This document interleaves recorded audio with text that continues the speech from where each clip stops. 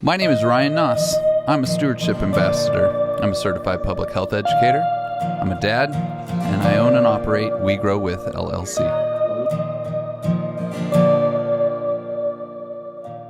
My name is Ryan Noss with the We Grow With, and I am fortunate to have spent the last few days here in Nebraska, and on many occasions we've interacted, but this is like on home turf, right? And so super grateful for the opportunity and your wonderful family's hospitality. Please introduce yourselves, and then we can kind of share some of the story. Jesse Poessnecker, Atkinson, Nebraska. I met Ryan 2 years ago in Omaha at the Nexus event. And while Ryan sticks out from everybody else, also in conversations, could tell that there was something different about how he goes about things. So was able to get something put together and bring him out. It's something I've really been looking forward to for a while. So, I am Megan Poessnecker. I am Jesse's wife, and I help out on the farm when I can. What else do you do? I'm an art teacher, K-12, so I teach during the school year, and then when I've got time off in the summer, I'm farm help.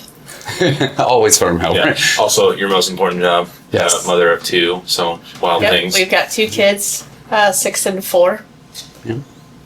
So if you want to share about operation first or activity, like the event first.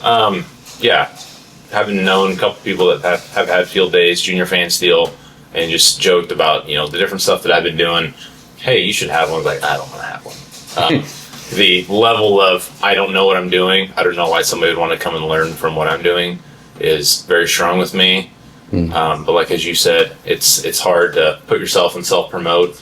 So I decided that earlier this year that we're going to do it. We're going to try to get some grants to help put this on and make it the best event for everybody, the community, for myself. I know I learned a lot this weekend, but yeah, it's been a really great thing to do, and yeah, it's a lot of things that we can hit on. So Yeah, a lot of planning to get here, but grateful that it went the way that it did. We had a lot of great speakers, Ryan being one of them. But it was just, this group of people in the regenerative ag world is unlike any that I have met before. It's not let's keep our secrets to ourselves. It's we're going to share our knowledge with everybody. And Ryan definitely did that when he came here, and the extra time that he spent with us too. And it was just so much knowledge to share. And I'm not somebody that has a farming background. And so for me, he was able to kind of dumb it down to my level and help me to understand how we can better stuff at the farm. So that was very helpful. yeah. Thanks. Well, dumb it down. I don't like. I'm not at that level. I know, but not dumb at all. Like the aspect of sharing it with people within, we interacted, and definitely the truck drives and other things, and we piled as many people in the vehicles before. But when you have it open as an event, like you're bringing people in, there were on the better part of 100 people, definitely over 80 that sat for hours. Yeah. Went back and came back to the event center so that we could, not just go into the fields and see the animals and the activities, but also be a little bit more comfortable in the triple digits to, enjoy the air conditioning. But can you tell us about the event and Yeah. So the event, I went to other conferences and meetings and stuff like that. And like I said, while I don't have a lot of self-respect of thinking I don't know much, I go to these events and think, man, we're so close to connecting things, but we just stop there, like nitrogen efficiency or water quality. Not why is water quality important? Why is not having nitrates in the water important? What does that have an effect on our health? So when it comes to, we need to have healthy regenerative systems. Well, why though? What does that actually mean for the people that consumes that food, for the people that are on the land, or for the people that are living on that land, but also the wildlife, the insects, the microbes. That whole connection is connected. And the human health component. Yes. You guys actually, to a farm health soil field day, also brought in holistic practitioners who are trying to help communities and deal with, It was amazing. So I just wanted to have an event like that, not me showing, hey, this is what's working on my farm, because I more or less said what's not working on my farm. There's some things that were good. There were some things that start out. This is what's not working, everyone. Yep. It was a tough start. But it's me telling people like, hey, if you have any notion of wanting to try and change something, do it yesterday. But if you can't do it yesterday, let's do it today. Yeah. So I wanted to encourage people to do that. Same for, growing or finding food or growing your own food that is healthy. We should be seeking stuff like that out.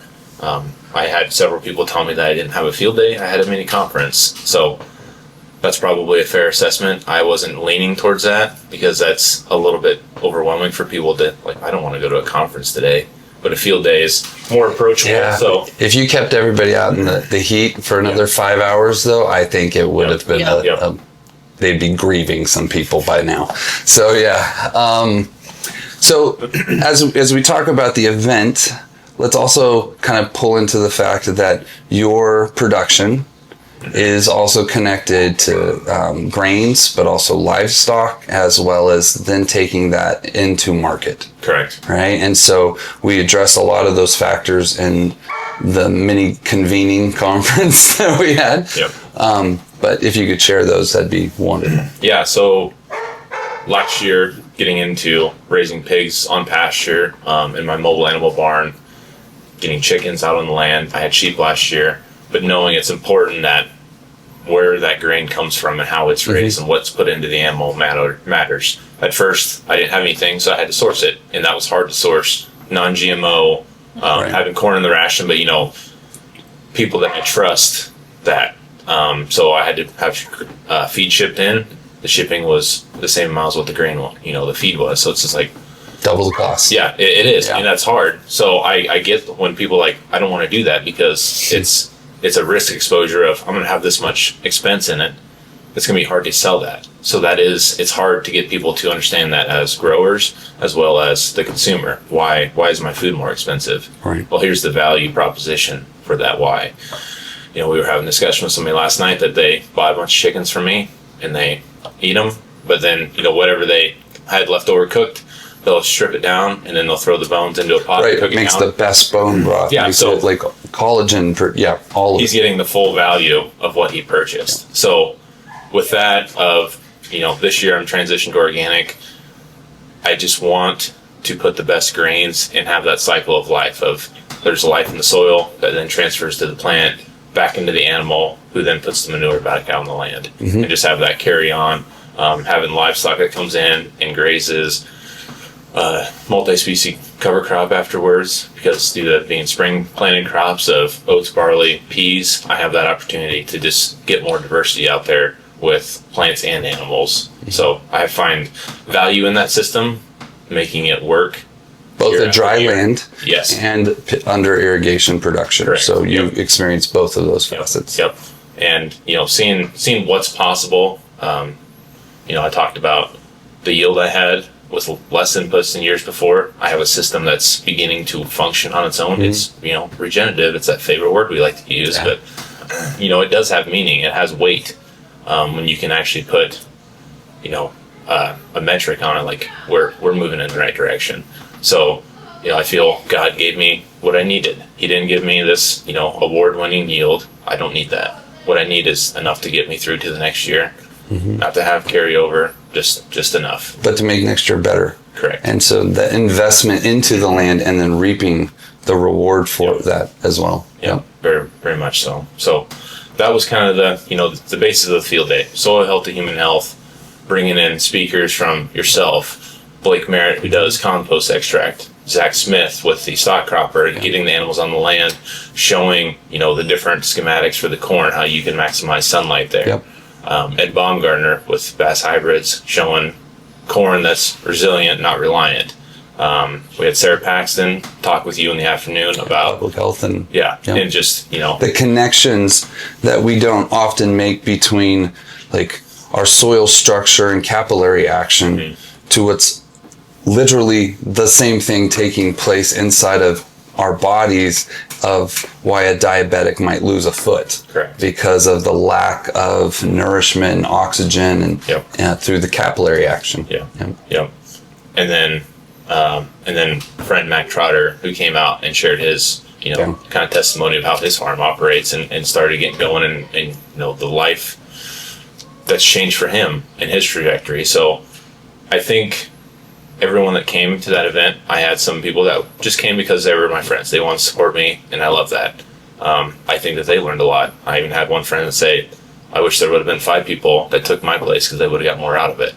But that's the value that you were recording. We had the Natural Resource District recording. So, hopefully we can get all this information out and share it, and not be able to expose others to it. Yeah. And like, hey, you might have missed it, but you didn't miss it. But we don't want you to miss the information. Yeah. The opportunities, right? Because, people can go out, the events that we've been to together even, you come back and you try to explain to people, like, this whole thing is like, this is crazy. You can take weeds and extract juice and then it's right back on the weeds and it kills them. Like, that's not real. No, it is real. I've seen pictures and data points and testing metrics. So it's all that proof stuff for years, and it's like, what does it take to be believed? Yeah. So that was the event. Hoover too. What's that? Lynn Hoover. And Rick? Lynn Hoover. Yeah. Yeah, and Rick Beaver showed up. I actually really appreciate Lynn's presentation that he did. He helped bridge a lot of gaps for people too. Yep. I saw a lot of it makes sense taking place during his presentation. It was great. Yeah, and that's the whole thing. It's not just one piece of the pie. It's everything together. It's you bringing in the keystone, the biological component. side, yeah. But then also you need your nutrition correct too to help all that system work. So that's what that was the goal of the whole thing. Let's hit this thing from every connection that I can possibly think of and still fit it within a day and give people the time to speak and have time to answer questions. So, and wonderful food. Yes. Like this was like, sometimes we go to a conference and we hear all this great information and then they feed us exactly what they tell us not to eat. Yeah. So that's like, we put it into practice, not just, more discussion about it. And so you guys provided amazing chickens from your production, so a lot of people don't make that connection, but when we went out to the farm, we can go, no, the quality of feed going in, no, the habitat interaction, no, like this. Yeah. And then we also benefited physically and it tasted delicious. Yeah, very much so. And I might have joked and told people to eat more than what they should. It's just, we had an excess of food, but that was great. But you were up in front of everybody. I don't think there was anybody that was nodding off from, being in a food coma, from having, bad food in their system. No. Everybody was charged up, ready to go. So, I feel there were a few nodding offs, but we give them grace. they were tired. Their brain might a little struggling from all the information. Yeah. Something that I've noticed, like you've talked about taking these little baby steps, like you can't implement everything at once. Mm-hmm. Like I feel like we'd say that about a lot of things, and it's so true because it just gets overwhelming. And so like trying these little baby steps, and so like we've been eating our own chicken and our own pork that we've been trying to like make those animals healthy so that they can make us healthy. And I've noticed, just as a mom, like less trips to the doctor's office. Like kids don't seem as sick. They're also out at the farm more and they're running around with their shoes off and they're getting sunlight and all these other great things for them. And we even get, we run ourselves down maybe more than we should have. Like, I wish we could do better. Yeah. But the better that we have done has made a difference already. It's excellent, yeah. So it's realizing that, and that's everything in life. It's your own farm. It's, your own health. It's, how does a long journey begin? Just taking the first step. Yeah. So. Yeah, and it's through time that you then can reflect and go, that first step was a long part of that journey ago, even if it's just one step a day, 365 days, that's a journey. It's begun. And you guys have been on this journey for years, and it's shifted how your management practices are, and even, some family dynamic, and interaction components, because you recognize that this is for the actual health of the system. Yeah. It's not just to get a paycheck. It's to nurture a livelihood, but a thriving, flourishing life in that process too. It's knowing that when you give back to a system, it will give back to you in excess. But it's taking the time to care for it and tend to it. Be a steward of the things that we're given. So and having the faith of when sometimes things don't go the way you think it should. Right. It's happening for a reason. So and to continue the learning process, Yep. Constantly filling Yep. it. Every day we're learning something. Yeah. I want to kind of touch base with some of the principal aspects, which is the goal isn't for the highest yield, right? So you've yielded at that point. There's a humble factor. The goal's not for the highest yield, but it's the greatest return on investment. Yeah, correct. And so by decreasing some input costs, but maybe some extra blood, sweat, tear energy, right? Yep. Some input costs, but still there's a cost. You then maximize what nature can do on your behalf. Mm-hmm. And then the input and output, ends up in a place that very happy with, in comparison to never being enough and having to just press for more. Yeah. No, it's knowing, it's knowing the system that we've been told is in place of you have to follow these rules according to corporations, people that sell you stuff on promises. Like, that does work. But at the end of the day, I reached a point in my farm of like, I can't keep doing this because I'm either breaking even or I'm going backwards. Right.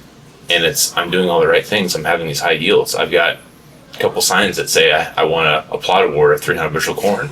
They look really cool. Look at that piece of paper. That award doesn't pay any bills. That's right. So it's the humbling factor of, hey, the thing that you were told and the thing that you pride yourself on being a good farmer, good producer, like those things don't add up to the way you think that they will.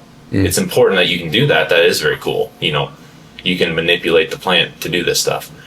How can we not manipulate, but work with nature in such a way of like, hey, it's 1 + 1 = 3. It's the golden ratio. Yeah. Now, I don't have that figured out. I'm seeking it out to find, what. Well, you have 2 kids. That's how that 1 + 1 = 3, and then 4. And if it's right, it's a different fruitful and multiply reality. Yeah. So yeah, I mean, I don't know if that answers your question. It's Well, we were talking about how uncomfortable a lot of people are to do these practices or try new things or even ask questions sometimes when people are, answering those questions. And then there's a reality that you've developed a level of comfortability because there's a confidence, built-in competence, right?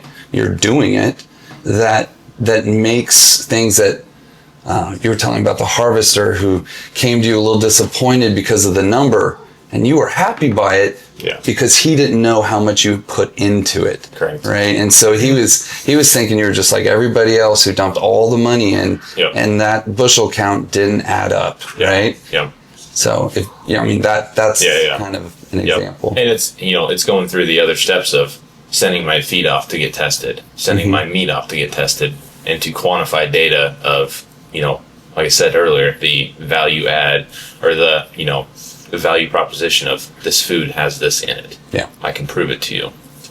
Because I care about giving you a product that has value and not just raising the price because I worked hard. Lots of people work hard every day. Good point. Versus it's actually worth it. Yeah, it's not just me out there working hard and, puffing my chest up. It's, I put, blood, sweat, and tears into this. I want it to improve your life. So, yeah, it's that fine line of, I don't want to give it away because I have bills as well. I don't want to make a fortune off of, the backs of other people just trying to get by and improve their own life. So, right. Yeah. That's why we won't make the big bucks, but I don't think that's the purpose of this life anyways. Yeah. So, I'm going to flip it. What was your experience? What was something that stuck out to you?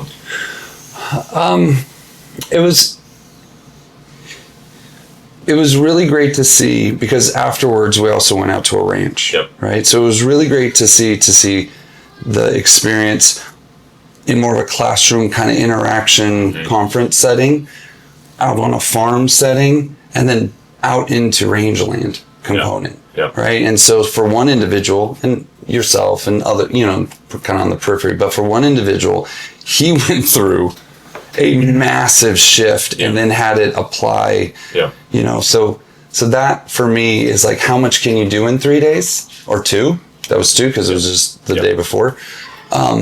wow. Right? Yeah, he's got a lot to think about. But he's got a lot to do. So like this is where, as a steward, you want to nurture the land, the farm, the land. It never stops saying, hey, I could use some help over here. Yep. And so to have balance with that is to feel really good about what you've actually put into it. Absolutely. Versus it never being enough. Yep. And so that was impressive for me to see. And then we brought out the other generations. His dad came out, got to share his story. Super cool connection. Had no idea about like hyperbaric medicine and stuff. So that was a treat yesterday. Yeah. And amazing sunsets. Yeah, absolutely. Animals and Yeah, it's like 5 different ecosystems, like enough land plus enough diversity in that land to have really cool niches and ecosystems there. Yeah, it was nice. It was cool. And that's the thing. It was awesome to be able to bring you out and to bless him with, your knowledge. And I've joked with him of, I can answer a lot of his questions, but I can only answer about 100 out of 1,000 questions that he tries to send me every few days. So, I was very thankful that I can bring him out to you and make that introduction. So I thank you for that. Was a ton of fun. And this is where next steps, not just for him, but for you guys and potentially next year also continuing to share and develop the outreach you have in your community. When we do this, it helps on a community level, helps on, mental health level. Some of those people, they struggle to talk at all. How many people do they really get to talk to, And so there were probably more questions that were asked after we were done than ever were asked during the whole day, And so, how do you guys see, things progressing, right? Even regenerating in, next year at this time, both for the farm or, for what you're doing in the marketplace as well? Sure. Do you have anything? Because I kind of got one, but I didn't know. Okay. So I think, you're very encouraging of thinking that we should have one next year. That's a lot to think about and a lot to plan. I know. So that is also, especially when the burden just came off the shoulders. I think I've been, attempting to make more Facebook content, Snapchat, stuff like social media, and just talking about our farm. I think that's a good next steps so that people can continue to have those thoughts in the back of their mind of, oh, that's a very interesting thing. I will seek that out on my own. I will ask Jesse that question. We had brochures from the day of everybody's number that was a speaker. So that way, if they have another question that they think of, it's the opportunity for them to reach out. So, I think it's just building upon our day on Saturday, showing people, hey, here's where the pigs are at now. Here's where my corn's at growing. It's a weedy mess to most eyes, but it's putting ears on. It's growing. It's, it's flourishing in this. It's forage, right? It's being consumed. It's turning into meat. There's value to that. Correct. So I think for us, that's kind of the next steps.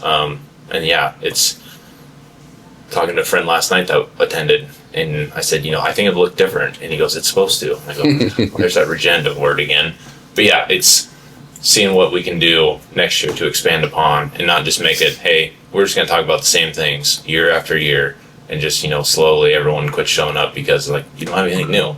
I would like to bring that value to people's time, as well as I like to learn from other people as well. So, it's that vice, back and forth sharing. So, reciprocation is how it's not just taking, right? It's also giving. It's the give and take. We live in a culture nowadays where people are used to just having things taken, right? And so I think that's part of what makes it regenerative, is that it's not just pulling out, but it's giving you that push forward to make things better. Yeah, absolutely.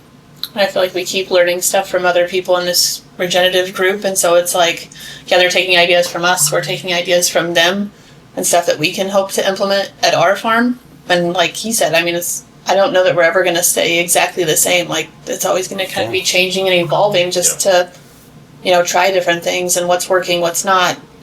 And we don't have it figured out, but we keep trying it and doing it, and we just learn along the way, and learning is a lifelong journey that's never going to stop. So I hope we never get complacent and just, this is what we do every single year. Yeah. Agree. Yeah, having the faith that we will learn the things as we go when we need to, Right. you know, and knowing that that stuff will come along. So, yeah, Awesome. thank you, man. You're welcome. appreciate you, Ryan. Yes, Thank you. It's been a great Appreciate you guys 3 very days. much. And, yep. Yeah. So we'll conclude. Thank you very much. Truly appreciate the hospitality and your focus into this whole community. And if there's any last, comment or check out websites or other information, if you want to share that. First off, We Grow With. Check them out. Ryan is a wealth of knowledge and a resource beyond belief.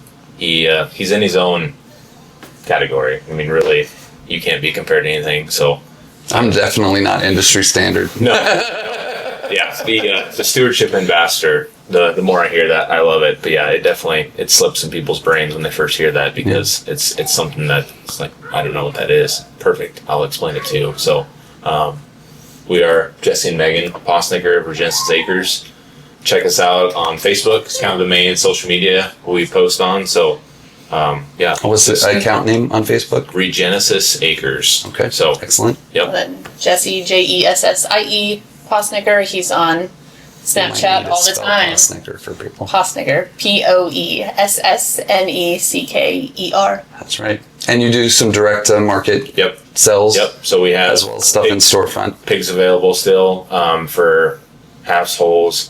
We'll probably have some cuts available later on in the year. Nice. They're going to go to market or go to processing in October and November. We'll have chickens available in September. So yeah, it's going to be great. We're looking to build our. We have stuff that we take down to Majestic Barn in Norfolk, Nebraska as well.